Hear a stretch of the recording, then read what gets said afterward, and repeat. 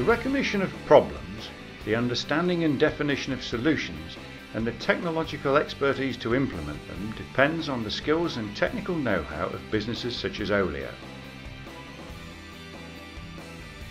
Advanced technology and design tools can realise safety improvements both in infrastructure and vehicle design.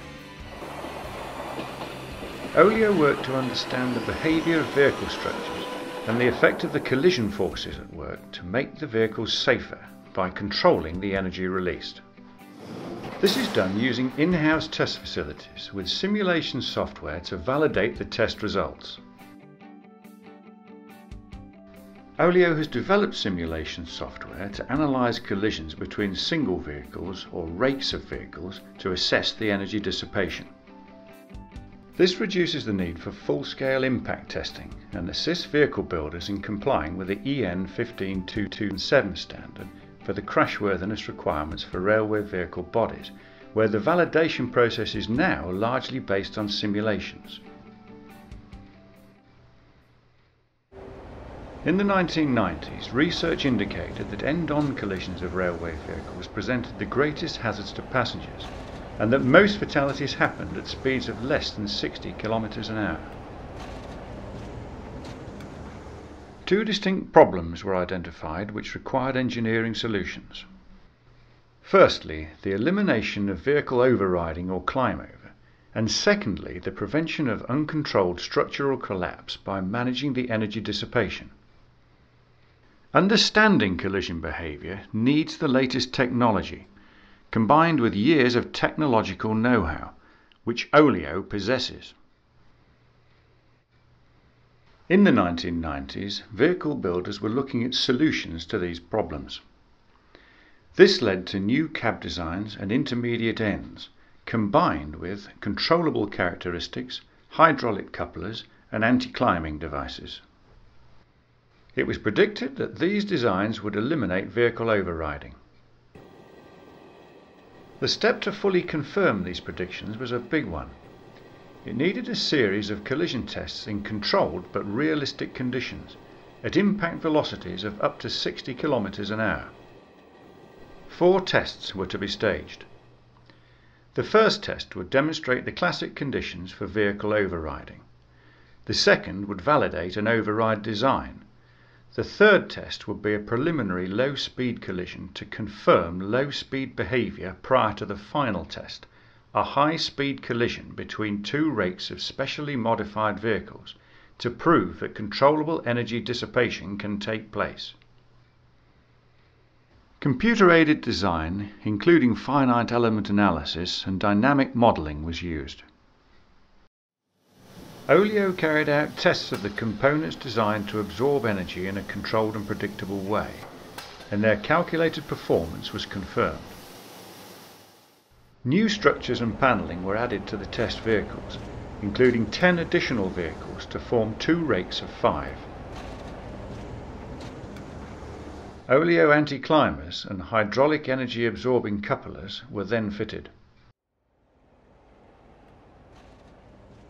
Each test was to measure key parameters such as vehicle velocity, overall body end collapse force, longitudinal crash pulses, distribution of load, coupler forces and vehicle pitch.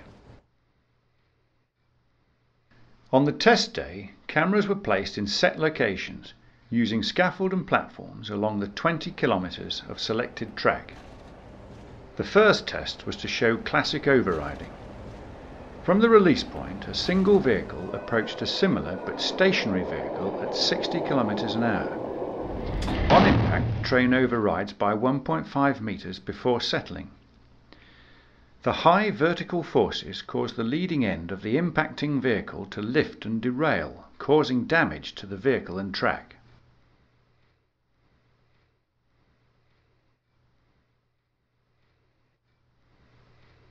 For the second test, the stationary vehicle was fitted out with a new cab end, Oleo anti-climbers either side on the buffer beam, and an Oleo hydraulic energy absorbing coupler. When released, the vehicle's twin travelled towards the stationary car at 60 km an hour.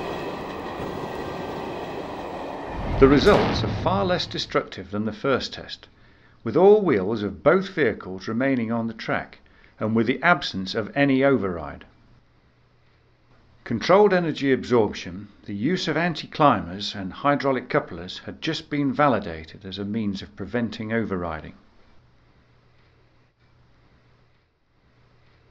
On the day of the final test, 5 vehicle test rakes took part in a test to check that the dynamic loads produced at low speed by 350 tons of colliding railway vehicles would act as predicted. The released impacting rake met its partner at 8 km an hour, which produced unspectacular results as anticipated.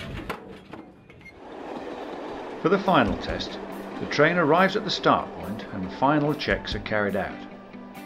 The train then sets off and picks up the required speed before the release cable disconnects the test rake from the main vehicle.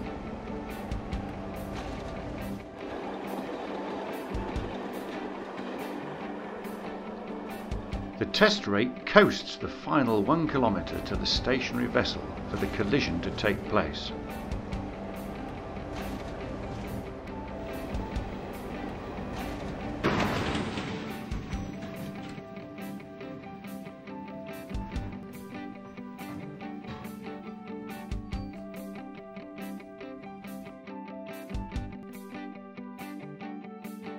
After the impact, the vehicle is inspected and signs of success are clearly visible.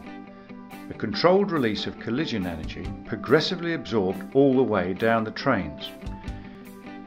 Collapse is limited to defined collapse zones, with no damage to the main passenger carrying parts of the body, and no override or derailment occurred.